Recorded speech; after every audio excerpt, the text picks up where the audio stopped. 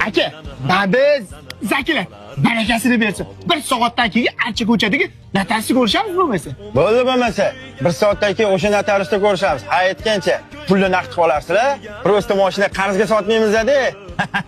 Bo'ldi aka, naqd olamiz. Bo'lmasa 1 soatdan keyin ko'rishamiz. Mayli. Xudo xolisa yaxshi mashina oldi-da. Ha, yaxshi bo'ladi. Xudo xolisa bajam haydis. Endi chatoq bo'ldi bu yo'q. Hali notariusda nima gap, nima so'z? Bularning ahvolini notariusga borganda ko'ramiz. Yo'llaring ketdi.